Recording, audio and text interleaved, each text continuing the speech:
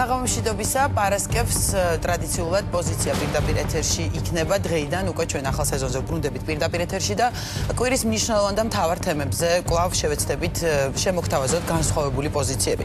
დღევანდელი ჩვენი გადაცემის პირველი სტუმარი გახლავთ საგარეო საქმეთა მინისტრი მაია ფანჯიკიძე. კვირის ერთ-ერთი მთავარი თემა დიდში განვითარებული მოვლენები, აბაშიძე კარასინის შეხვედრა იყო და ქვეყნის საგარეო პრიორიტეტებზე, ქართულ-რუსულ ურთიერთობებზე და ბევრ თემაზე ჩვენს კითხვებს სწორედ მაია ფანჯიკიძე უპასუხებს. საღამომშვიდობისა ქალბატონო მაია. მადლობა რომ მონაწილეობთ გადაცემაში ბუნებრივია და პირველ რიგში მინდა დავიწყო დიცით მავთულ ხართების პოლიტიკა ასე დავარქვი საერთოდ ჩვენი გადაცემის პირველ ნაწილს იმიტომ რაღაც ახალი საოკუპაციო პოლიტიკა რუსეთის მხრიდან და მინდა დავიწყო იმით რომ აი კარასინი აბაშიძის შეხვედრა მიმდინარეობს პარალელურად და ძალიან ბევრი განცხადება გაკეთდა უკვე იმის თაობაზე ქართული მხრიდანაც და სხვა შორის რუსული მხრიდანაც რომ ამ შეხვედრების წინ ემთხვევა ხოლმე რომ 1-2 დღით ადრე იძაბება სიტუაცია ადგილზე იწყება ისევ მავთულ ხართების გავლება და ასე შემდეგ. თუ იზიარებთ იმ პოზიციას რომ ეს ასეა, ანუ ამ დამთხოვებს თქვენს თუ ხედავთ და მაშინ რას ფიქრობთ, რატომ უკავშირდება ეს ყველაფერი მსგავსი შეხვედრების დაწყებას? პირველ რიგში საღამომშვიდობისა და გილოცავთ სეზონის განახლებას. შეიძლება დაგეთანხმოთ იმაში, რომ დავარქვათ მავთულ ხართების პოლიტიკა, მაგრამ ვერ დაგეთანხმებით, რომ ეს არის ახალი. რადგან ეს პოლიტიკა დაიწყო 2011 წელს, მაშინ როდესაც კარასინი აბაშიძის ფორმატი საერთოდ არ არსებობდა, აქედან გამომდინარე ახალი ამაში არაფერი არ არის, უბრალოდ ეხლა შეიძლება ითქვას, რომ გარკვეული პერიოდები არის, როდესაც სიტუაცია მწვავდება, თუმცა შემდეგ არის ისევ პერიოდები, როდესაც სიტუაცია შედარებით წყნარდება. მის განცხადებაშიც იყო, რომ ეს დაწყებული ადრე, მაგრამ რატომღაც უფრო გახშირდა. კი, 2011 წელს დაიწყო, შემდეგ სხვადასხვა ინტენსივობით გრძელდებოდა და ამ ბოლო პერიოდში შეიძლება იმიტომაც რომ ჩვენ ძალიან დიდი ყურადღება გავამახვილეთ ამაზე, განსაკუთრებით იმის გამო, რომ სწორედ კარასინი აბაშიძის შეხვედრების ფორმატის დადებით დინამიკას არ პასუხობს რუსეთის ეს ქმედება ადეკვატურად, შეიძლება ამიტომაც არის რომ უფრო მოექცა ყურადღების ცენტრში.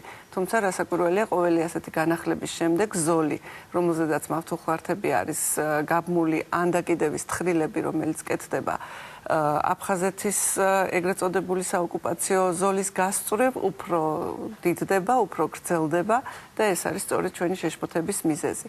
მე ვერ გეტყვით რომ ეს მაინდა-მაინც უკავშირდებოდეს ამ შეხვედრას და სწორედ იმიტომ წავდებოდეს რომ ეს შეხვედრები ტარდება. ეს არის რაღაცა გარკვეული დინამიკა, რომელსაც შეიძლება დავაკვირდეთ და დასკვნები გამოვიტანოთ, მაგრამ ეს არის მიზანმიმართული პოლიტიკა 2011 წლის შემდეგ და სამწუხაროა რომ მიუხედავად ამ დადებითი შედეგებისა, რომელიც აქვს სწორედ ამ ფორმატს, ეს არ შეცვლილა რუსეთის მხრიდან.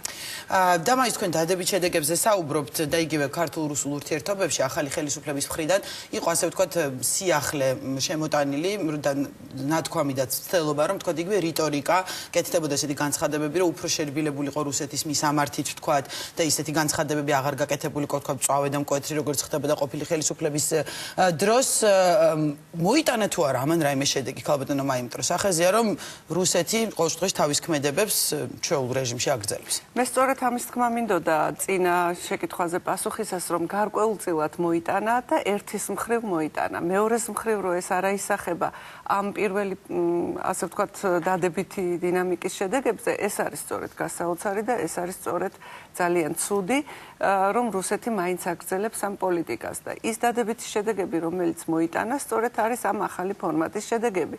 ეს არის ქართული პროდუქციის დაბრუნება რუსეთის ბაზარზე, ეს არის გარკვეული შეთანხმებების მიღწევა ტრანსპორტის საკითხებში, ეს არის ჰუმანიტარულ საკითხებში გარკვეული თანამშრომლობა და სავარაუდოდ და იმედია რომ მალე დადებითი შედეგის მომტანი, მაგალითად ვიზების გამარტივების თვალსაზრისით, ეს არის აი ასეთი შედეგები. ეხლა ბატონი აბაშიძე, როდესაც წავიდა ამ შეხვედრაზე, მას კიდევ რამდენიმე თემა ჰქონდა, რომელზედაც მე დარწმუნებული ვარ, რომ თანამშრომლობა შედგება, მაგალითად კულტურის სფეროში იყო რამდენიმე ასეთი საკითხი. ეს არის რასაკვირველია დადებითი შედეგები, განსაკუთრებით იმ ფონზე, როცა არ იყო საერთოდ არაფერი.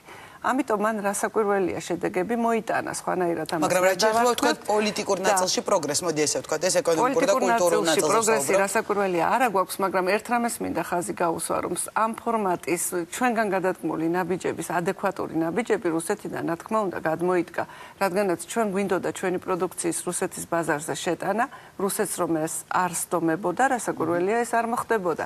იგივე ეხება ტრანსპორტის საკითხებსაც ვიზაზე აქ შედარებით სხვანაირად არის საქმე, რადგან ჩვენი მხრიდან სრულიად უვიზო მიმოსვლა რუსეთის მოქალაქეებისათვის, მაგრამ ჩვენთვისაც თუ შეღავათი იქნება, ეს იქნება წინ გადადგმული ნაბიჯის სწორედ ამ შეღავათი კატეგორიებზე, ალბათ ნომაი, იმიტომ რომ იგივე დიმიტრი მედვედევმა ჩვენთან ინტერვიუში იგივე კარასინი ძალიან ესეთი მკვეთრ განცხადებებს აკეთებენ, რომ სანამ დიპლომატიური ურთიერთობები არ არსებობს ამ ორ ქვეყანას შორის, ავიზო რეჟიმი ვერ გაუქმდება რუსეთის მხრიდან. ეს არის საუბარი კონკრეტულ კატეგორიებზე. ხო, რუსულ პოზიციას ვამბობთ. ჩვენი მხრიდან მიუხედავად იმისა, რომ დიპლომატიური ურთიერთობები არ იყო წინა ხელისუფლებამ შემოიღო უვიზო მიმოსვლა, ამაზე მსჯელობა რამდენად სწორი იყო, ეს ახლა მე მგონი ამისი დრო აქ არ აგვაქვს. მე საერთოდ წინააღმდეგი ვარ იმისა, რომ ცალმხრივად ესე 122 ქვეყანასთან გაუქმებულიყო უვიზო რეჟიმი და ჩვენ შესაბამისი ზომები გავატარეთ საერთო საიმიგრაციო პოლიტიკის ჩამოყალიბებისას და ეს შევცვალეთ, ეს ასე აღარ არის.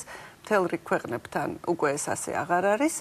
ხოლო რაც შეეხება იმას, რომ გამარტივდება, რასაკვირველია, ყველა გამარტივება, როდესაც არის ორმხრივად ეს შეთანხმებები, იწყება გარკვეული კატეგორიებიდან. ეს კატეგორიები არ არის ცოტა, ეს კატეგორიები საკმაოდ ბევრია და საკმაოდ კარგად აისახება ჩვენი მოქალაქეების შემდგომ თავისუფლებაზე გადაადგილების მხრივ. რაც შეეხება პოლიტიკურ ცვლილებას, პოლიტიკური ცვლილება რასაკვირველია არ მომხდარა, პოლიტიკურ ცვლილებებზე ლაპარაკი არის ჟენევის მოლაპარაკებების ფორმატში და არა ჩვენ აქ ჩვენი წითელი ხაზები ძალიან მკაფიოდ ჩამოვაყალიბეთ მთლიანად საარჩევნო კამპანიის დროს და მას მერეც ძალიან ბევრჯერ თუ გნებავთ გაგიმეორებთ, ეს არის ქვეყნის დეოკუპაცია, ეს არის ქვეყნის არაღიარების პოლიტიკა, ოკუპირებული ტერიტორიების არაღიარების პოლიტიკა, რომელშიც ჩვენ მთელი საერთაშორისო თანამეგობრობა მხარში გვიდგას და ეს არის საქართველოს თავისუფალი არჩევანი, რომელ კავშირს თუ რომელ ალიანსს შეუერთდეს. ეს არ გადაიხედება, ეს არის გამოცხადებული როგორც ქვეყნის საგარეო პოლიტიკის პრიორიტეტები და ამ წითელ ხაზებს მიღმა, რაც შესაძლებელია, ჩვენ იმაზე ვმუშაობთ სწორედ ამ ფორმატით და ვიმუშავებთ სხვა ფორმატებითაც, თუ კი ამის საშუალება იქნება. ოღონდაც ეს არის ხელშეუხებელი, რაზედაც მე ვლაპარაკობ და რადგანაც ეს რუსეთის მხრიდან არის ასევე კატეგორიული, ამიტომაც იქ წინსვლა არ არის. ისევე როგორც ჟენევას უკვე 24 რაუნდის განმავლობაში შედეგი არ მოუტანია. კარგით, აი საგარეო პრიორიტეტებზე ვსაუბრობდით და აუცილებლად უნდა შევეხო ევრაზიულ კავშირზე გაკეთებულ პრემიერის განცხადებას, რომელსაც შემდეგ საკმაოდ სერიოზული კრიტიკა მოყვა გარკვეული ნაწილის მხრიდან, პოლიტიკური ძალების მხრიდან და გაკეთდა განმარტებები, თქვენც კი გააკეთეთ კომენტარი, მაგრამ მე მაინც მინდა რომ კიდევ ერთხელ კარგად განმარტოთ საქართველო განიხილავს თუ არა ევრაზიულ კავშირში გაწევრიანების შესაძლებლობას. მოდით ესე რომ დავიწყოთ. კი ბატონო, მიუხედავად იმისა, რომ ბევრი განმარტება გაკეთდა, მიუხედავად იმისა, რომ არანაირი ეჭვი ამის თაობაზე არ არსებობს, თემა რასაკვირველია მნიშვნელოვანია არა მხოლოდ ეს, ბევრი სხვაც. მიუხედავად იმისა, რომ პრემიერმა ამ განცხადებამდე ერთი დღით ადრე ამბასადორიალზე თავის გამოსვლაში მინიმუმ 3-ჯერ ახსენა ის, რომ საქართველოს საგარეო პოლიტიკის ქვაკუთხედი, საერთოდ საქართველოს ორიენტაციის ქვაკუთხედი არის ევროპული და ევროატლანტიკური ინტეგრაცია, მიუხედავად ამისა, მე მზად ვარ კიდევ გავაკეთო განმარტება. უკაცრავად შეგაწყვეტნეთ, ამაზე მხოლოდ პრემიერ ნამდვილად ღია განცხადებები ძალიან ხშირად კეთდება, მაგრამ ხდება მე ისე, რომ რაღაც განცხადებას მოყვება აუცილებლად მე კრიტიკა ან კითხვები, რომ თქვა და იგივე ევრაზიულ კავშირში შესაძლოა თუ არა საქართველოს თავი დაინახოს. ერთი რამე მინდა განცხადებებს კი ბატონო, აი თუ გნებავთ, იქნება ასე აღმოჩნდეს დამაჯერებელი უფრო ის, რაც რატო იწევს ამდენეთს მე ვერ გამიგია, იმიტომ რომ იყო ძალიან პრემიერის განცხადებას მოყვა ეს ეჭვი. გასაგებია, მაგრამ პრემიერმა ეს თქვა ისე, რომ არ შეხებია საქართველოს საგარეო პოლიტიკურ პრიორიტეტებს, არ დაუყენებია ისინი ეჭქვეშ, კიდევ ერთხელ ვამბობ, ის რაც წინა დღეს რამდენჯერმე გაიმეორა. ხო, მაგრამ მაშინ რამდენად თავსებადია ევროკავშირი და ევრაზიული კავშირი. სწორედ იმიტომ და სწორედ მაგაშია საქმე, რამდენად თავსებადია. თქვენ დამისვით შეკითხვა, ხო არ განიხილავს საქართველო არ განიხილავს არაფერს, რაც ხელს შეუშლის მის ევროპულ და ევროატლანტიკურ ინტეგრაციას. ევრაზიული კავშირი თუ კი ხელს შეუშლის და ცხადია, რომ ხელს შეუშლის საქართველოს ევროპულ და ევროატლანტიკურ ინტეგრაციას, მაშინ მასზე საერთოდ მსჯელობა არ არის და არ იქნება. პრემიერმა რაც თქვა, სხვათა შორის ეს ძალიან ბევრმა თქვა, რომ ეს კავშირი ჯერჯერობით არ არსებობს. ეს კავშირი არის ჯერჯერობით რაღაცა მსჯელობის დონეზე და მას ვაკვირდებითო და ვსწავლობთო. ეს თქვა პრემიერმა. მას ყველა აკვირდება, მათ შორის ევროკავშირიც აკვირდება, ამერიკის შეერთებული შტატებიც აკვირდება. აბსოლუტურად ყველა აკვირდება, ვისაც აინტერესებს რა ხდება მსოფლიოში. და ჩვენ მით უმეტეს უნდა დავაკვირდეთ, რადგან ეს ხდება ჩვენს კარებთან. მაგრამ მე კიდევ ერთხელ ვიმეორებ, ჩვენი საგარეო პოლიტიკის ქვაკუთხედი არის ევროპული და ევროატლანტიკური ინტეგრაცია და ჩვენ არ გავწევრიანდებით არსად, რაც ხელს შეუშლის აი ამ ორ სტრუქტურაში, ევროკავშირში და ნატოში გაწევრიანებას. ეს არის ჩვენი მიზანი, რომელიც შეიძლება დღეს და ხვალ არარეალური იყოს, მაგრამ ჩვენ ამ გზით მივდივართ და მე დარწმუნებული ვარ, რომ ერთ დღეს ორივე ამ კავშირის წევრი გავხდებით. კარგი, თუმცა თქვენ თავად თქვით, რომ ეს ორი გაერთიანება თავსებადი არ არის და ამაზე დასავლეთში ძალიან ბევრი პოლიტიკოსი თანხმდება და ღია განცხადებები კეთდება და მე მინდა უბრალოდ მოგიყვანეთ ერთ-ერთი მაგალითი, დღეს ვნახე სწორედ თქვენ ინტერვიუს რომ ემზადებოდ, რომ ლიტვის პრეზიდენტ ზაილა გრიბაუსკაიტეს განუცხადება ესეთი, რომ ევროკავშირი ბრძოლებს უკრაინისა და მოლდოვასთვის, ხოლო რაც შეეხება საქართველოს, ის ორივე ევროკავშირისა და ევრაზიული კავშირის ვარიანტით არის დაინტერესებული. ანუ რისკებს აჩენს თუ არა მსგავსი განცხადებები და იგივე ვილნიუსის სამიძე მინდა მე კითხოთ, ხო, როდესაც ლიტვა, ლატვია, ბალტიის ქვეყნებზე ვსაუბრობთ, პოლონეთი, ისეთ ქვეყნებზე, ჩვენი პარტნიორები არიან, თქვა საქართველოსი და თუ კი ასეთი კითხვები გაჩნდება, რამდენად შეიძლება ამ მერე გავლენა იქონიეს იგივე ვილნიუსის სამიტის შედეგებზე და პარაფირებაზე იმ დოკუმენტის. რა შეეცით საქმე, ერთი არას აცხადებ და მეორე არას აკეთებ. ჩვენ არა მარტო ვაცხადებთ, რომ ევროპული და ევროატლანტიკური ინტეგრაცია არის ჩვენი მიზანი, არამედ ჩვენ ძალიან ბევრს ვაკეთებთ ამ მიზნის მისაღწევად. ჩვენ რომ ეს ყველაფერი არ გაგვეკეთებინა გასული 11 თვის განმავლობაში, ეხლა ჩვენ არ ვიქნებოდით იმ პოზიციაში, რომ ვილნიუსამდე შეიძლება მოვახდინოთ და მოვახდენთ კიდევაც ასოცირების ხელშეკრულების პარაფირება. ეს არ არის უბრალოდ ხელშეკრულება, რომელიც ვიღაცამ მოგცა, შენ ზიხარ და უბრალოდ ხელს აწერ. ეს არის ხელშეკრულება, რომლის თითეული სიტყვის უკან დგას ჩვენი ქმედება, ჩვენი ნამუშევარი. ჩვენ დავამთავრეთ ამ ხელშეკრულებაზე მუშაობა უკვე კარგა ხნის წინ და 22 ივლისს დავასრულეთ კიდე მისი ყველაზე მნიშვნელოვანი ნაწილის თავისუფალი ღრმა და ყოვლისმომცველი თავისუფალი ეკონომიკური ზონის შესახებ მოლაპარაკებები. ეს იმას ნიშნავს, რომ ჩვენ ყველაფერი შევათანხმეთ. ეს არ არის უბრალოდ ხელშეკრულება, რომ მე და თქვენ ახლა შევთანხმდეთ, რომ ამას ასე გავაკეთებ და მორჩა. იმისათვის, რომ თქვენ მე დამიჯეროთ, რომ მე ამას ყველაფერს გავაკეთებ, ძალიან ბევრი უნდა ვიშრომო. მე ამ შრომას რატო გავწევდი, თუ კი არ მექნებოდა ეს მიზანი. და ეს მიზანი რომ მიზანს არავინ ეჭქვეშ არ აყენებს, მე ვიგულისხმობ, უბრალოდ შესაძლოა თუ არა ვილნიუსის სამიძე რანაირად შეიძლება მოხდეს, როდესაც ჩვენი განცხადებები არის მკაფიო, ჩვენი ნამუშევარი მეტყველებს იმაზე, რომ ჩვენი განცხადებების მიღმა დგას აბსოლუტურად სერიოზული პოზიცია და რომ ჩვენი განცხადებების მიღმა დგას ძალიან დიდი ხნის ნამუშევარი. ეს ნამუშევარი, რომელიც მე არ მინდა წყალს ჩაუყარო, არ არის რასაკვირველია ჩვენი დაწყებული, მაგრამ ჩვენ ამ გასული 11 თვის განმავლობაში დავამთავრეთ, დავასრულეთ, ძალიან დიდ პროგრესს მივაღწიეთ, არა მარტო ამ კუთხით, არამედ ყველა იმ კუთხით, რომელიც უკავშირდება ევროპასთან ინტეგრაციას. ერთ-ერთი არის მაგალითად ვიზების ლიბერალიზაციის გეგმა. ეს გეგმა ჩვენ მივიღეთ თებერვალში, თუმცა მანამდე ქონდა დაწყებული ამ გეგმის მიხედვით მუშაობა, ვიცოდით რა იქნებოდა ამ გეგმაში. და ეხლა სექტემბრის ბოლოს, ოქტომბრის დასაწყისში ჩამოვა შემფასებელი მისია.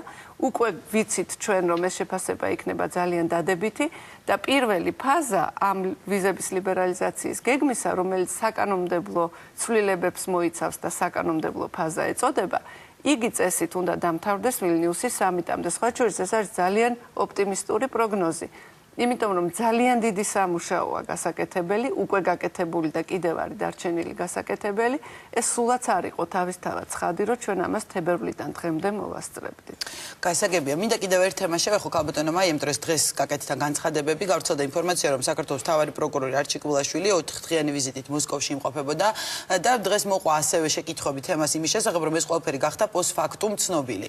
მანამდე იყო ეკონომიკის მინისტრზე თუ არ ვცდები საუბარი, თუმცა კვირიკაშვილმა შემდეგ ეს უარყო, რომ ის არ ყოფილა რუსეთში, მაგრამ ვრცელდება ესეთი ინფორმაციები და ჩდება კითხვები, ვთქვა, რაღაც საიდუმლო ვიზიტებს ხომ არ ატარებენ მთავრობის წევრები და ის სხვა შეკითხვები, მინდა თქვენი პოზიცია მოვისმინო, როგორც საგარეო საქმეთა მინისტრის, ანუ ხდება რამე ესეთი შეხვედრები იმართება, ეს არის მხოლოდ საქმიანი ვიზიტები, ვთქვა, მოსკოვში თუ პირველ რიგში მას ვეთქვი, რომ საქართველოს მთავარი პროკურორი ჩემს დაქვემდებარებაში არა, ზუსტად ვიცი, უბრალოდ როგორც საგარეო მინისტრი და საგარეო პოლიტიკის შესაბამისად იგი არის დამოუკიდებელი და თვითონ წყვეტს რასაკვირველია სადმეებს მონაწილეობა, რომ იმყოფებოდა კონფერენციაზე. იგი იმყოფებოდა კონფერენციაზე, მე ამის შესახებ ინფორმირებული ვიყავი, მიუხედავად იმისა, რომ იგი არის დამოუკიდებელი, რასაკვირველია, ეს არის ერთი ხელისუფლება, ერთი გუნდი და რუსეთი არ არის ჩვეულებრივი ქვეყანა, სადაც შეიძლება თქვათ ისე წამოხვიდე მთავრობის წევრი თუ ამ შემთხვევაში მთავარი პროკურორი რომ ამან არ გამოიწვიოს შეკითხვები, ეს შეთანხმებული იყო რასაკვირველია,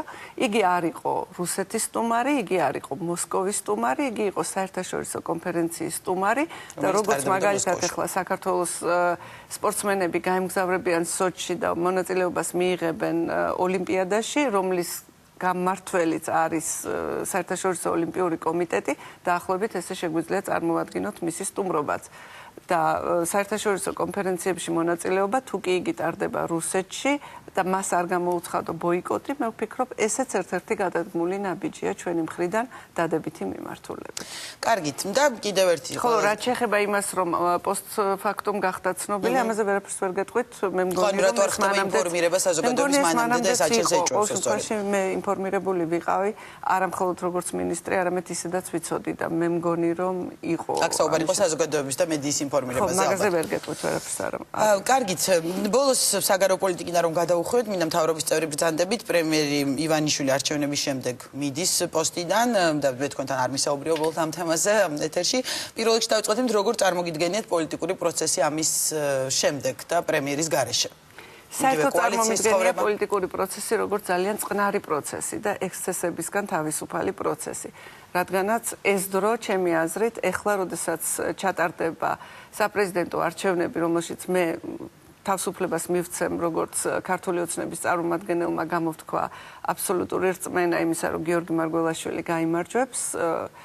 ამ არჩევნების შემდეგ მე დარწმუნებული ვარ, რომ პოლიტიკური პროცესი საქართველოში იქნება ბევრად უფრო წყნარი, ვიდრე ეს იყო მანამდე. სხვათა შორის საერთაშორისო დამკვირვებლები მანამდე გულისხმობთ ამ 11 თუ ეს? არა, 1 ოქტომბრამდე ეს საერთოდ პროცესს რაც შეეხება. სხვა შორის აქვე მინდა აღნიშნო, რომ საერთაშორისო დამკვირვებლები უკვე ჩამოსულები არიან ეუთოს მისიის ხელმძღვანელ შევხვდიმე გუშინ და უკვე ამბობენ ისინი, რომ განუზომელი განსხვავება იმას შორის რა იყო 1 წლის წინ და რა არის დღეს. წინასაარჩევნო გარემოს გულისხმობ. მე ვფიქრობ, რომ ყველაფერი წარიმართება ძალიან წყნარად. მე ისევე როგორც საქართველოს მოსახლეობის ძალიან დიდი ნაწილი, აბსოლუტური უმრავლესობა და კიდევ უფრო მეტი ალბათ ვენდობი ბიძინა ივანიშვილს, რომ იგი აკეთებს სწორ ნაბიჯს. მას ჩემთვის ახსნილი აქვს, ისევე როგორც გუნდის სხვა წევრებისთვის თუ რატო აკეთებს ამას, ისევე როგორც საზოგადოებას განუმარტა თავისი ღია წერილით, მე არანაირ საფუძველი არ მაქვს ეჭვი შევიტანო მის გულწრფელობაში და მისი გადაწყვეტილების სისწორეში. მე მართლაც ვფიქრობ მასთან ერთად, რომ სამოქალაქო სექტორს სჭირდება გაძლიერება და მას ძალიან ბევრის გაკეთება შეუძლია ამ სექტორში. და სწორედ იმიტომაც მიდის წყნარად და იმიტომაც ფიქრობს, რომ სხვა მხრიდან დაეხმაროს ქვეყანას, რომ მიაჩნია, რომ ეს პროცესი იქნება წყნარი. ძალიან მარტივად წესის და კანონის დაცვით არჩეული იქნება ახალი პრემიერი, მას დაამტკიცებს, როგორც არის პროცედურა პრეზიდენტმა უნდა ვინ იქნება ახალი პრემიერი და მთავრობის გუნდი რჩება იგივე იცვლება თვალს შემდეგ. პოლიტიკური პროცესები საინტერესოა. რასაკვირველია, მაგრამ მე ვფიქრობ, რომ დიდი ცვლილებები არ იქნება, რასაკვირველია პრემიერი იქნება ახალი, პრემიერი იქნება იმავე გუნდის ნაწილი და რაც მთავარია იმავე პოლიტიკის გამგრძელებელი, რომელიც არა ნამდვილად არ არის ცნობილი, მე ვიცი 1-2 კანდიდატურა, რომელიც განიხილება, მაგრამ რასაკვირველია მე ეს არ ვიცი და მე ვფიქრობ, არც არავინ არ იცის, ბატონ პრემიერს აქვს თავისი წარმოდგენა, შეიძლება ვიზედაც ფიქრობს, მანაც იცოდეს, ყოველ შემთხვევაში მე ეს ნამდვილად არ არის. კარგი, და ამავე თემაზე ბოლო კითხვა მინდა იუსტიციის მინისტრმა თეა წულუკიანმა რამდენიმე დღის წინ განაცხადა, რომ ეს პრემიერი წავა დადგება ყველა მინისტრის შეფასების მომენტი და განკითხვის ჟამიო. ანუ თქვენ თქვით, რომ ალბათ ცვლილებები არ არის მოსალოდნელი, მაგრამ ფიქრობთ, რომ თქვა შეიძლება თქვენთვისაც დადგეს ეს ჟამი, ну რა თქმა უნდა, ნაწილობრივ ხუმრობით განკითხვის ჟამი, მაგრამ ფიქრობთ, რომ დარჩებით განკითხვის ჟამი ყოველდღე დგას, იმიტომ რომ ჩვენ ყოველდღე რაღაცას ვაკეთებთ და ყოველდღიურად უნდა შეფასდეს ჩვენი საქმიანობა. მე ჩემი მხრიდან ვფიქრობ, რომ ყოველდღე ვაბარებ გამოცდას, არა მხოლოდ ჩემი ასე ვთქვათ, უშუალო ხელმძღვანელის პრემიერის წინაშე, არამედ ქართველი ხალხის წინაშე და ეს განკითხვის ჟამი, ასე ვთქვათ, მე თავს მუდამ ვგრძნობ პირველ რიგში საკუთარი თავის და შემდეგ ჩემი საზოგადოების კონტროლის ქვეშ, რადგანაც ის პასუხისმგებლობა, რომელიც ჩვენ გვაკისრია, არის უზარმაზარი და ამ პასუხისმგებლობის გამკლავება, ასე ვთქვათ, ყველაფრის სწორად გაკეთება არის ჩემი ერთადერთი მიზანი და ჩემი ერთადერთი სურვილი, რომ როდესაც დადგება ის დღე, როდესაც მე მინისტრი აღარ ვიქნები, მაშინ შემეძლოს უკან მოვიხედო და ვთქვა, რომ ყველაფერი რაც გავაკეთე ისე როგორც შემეძლო, გავაკეთე მაქსიმუმი და მე ჩემი სინდისის წინაშე ვარ მართალი. ეს არის მე მგონი მთავარი და ის მთავარი განმკითხველი არის ჩვენი სინდისი. და ეს მიმაჩნია, რომ უნდა იგრძნოს აბსოლუტურად ყველამ. პირველ რიგში თქო, მერე რასაკვირველია საზოგადოება. და ალბათ მაია თქვენ ამაღა მიემგზავრებით ნიუ-იორკში გაეროს სესიაზე, მდიდრად დაგემშვიდობებოდეთ და დიდი მადლობა რომ გამგზავრებამდე მოახერხეთ და მოხვედით. პრეზიდენტის გამოსვლაც იგეგმება ამ გაეროს სესიაზე, ანუ ასე ვთქვათ, ხელისუფლების პრეზიდენტის და ახალი ხელისუფლების წარმომადგენლებიც იქნებით იქ, ანუ რას ელოდებით ამ სესიიდან, არ ვიცი, ერთად უნდა წარდგეთ. მშვიდობიან კოჰაბიტაციას. ხო, იქნება ეს კოჰაბიტაცია ასე ვთქვათ, გამოვლინება, ახალმა ხელისუფლებამ ძალიან ბევრი ნაბიჯი გადადგა კოჰაბიტაციისთვის, არასოდეს არ გაუმწვავებია სიტუაცია. თუმცა ლოზუნგია კოჰაბიტაცია დასრულდება ქართული ცნობის წინასწარ. რასაკვირველია, კოჰაბიტაცია დასრულდება, კოჰაბიტაციაზე ბევრი შეგვიძლია ვილაპარაკოთ, ეს ადვილი არ იყო, მაგრამ მიუხედავად ამისა, ჩვენ მივახციეთ იქამდე, რომ ეს კოჰაბიტაცია მალე უნდა დასრულდეს და მშვიდობიანად გავიარეთ ეს პერიოდი, რაც არც თუ ისე იოლი იყო. რადგანაც კოჰაბიტაციის სურვილი მეორე მხრიდან ნაკლებად იყო და სამწუხაროა ის, რომ ყოფილი ხელისუფლება ძალიან ხშირად არა პარტიას და ახალ ხელისუფლებას ებრძოდა, არამედ საკუთარ ქვეყანას. თუმცა უმცირესობა თვლის, რომ ხელისუფლება მათ ებრძოდა როგორც ყოფილ პოლიტიკურს და პოლიტიკურ ძალას, ეს ხო გაუთავებელი ბრალდებებია, ასე რომ ეს რასაკვირველია, ახლა კიდევ სხვა საუბრის თემა, თუ გვაქვს დრო, შეგვიძლია გავაღრმავოთ ეს საკითხიც. მე ძალიან მიხარია სწორედ ის, რომ მიუხედავად იმისა, რომ დასაწყისში გარკვეული ძალების მიერ ინსპირირებული იყო შეკითხვები იმის თაობაზე, არის თუ არა შერჩევითი სამართალი საქართველოში, ეს კითხვები ფაქტიურად მოხსნილია, რისი მოწმეც მე ვარ ყოველდღიურად უკვე ჩემი ვიზიტების დროს. მე ვფიქრობ, ჩვენ შევძელით ჩვენი სიმართლის მიტანა, უბრალოდ დაინახეს ჩვენმა პარტნიორებმა, რომ ის, რასაც ჩვენ ვაკეთებთ, იყო აბსოლუტურად სწორი. და ძალიან ბევრი რამ გამომჟღავნდა ისეთი, რომლის შესახებ, აი მაგალითად თომას ამერბერგმა თქვა ეხლა ამას წინათ, რომ ის უკანონოდ გადაღებული კადრები იყო კრიმინალი.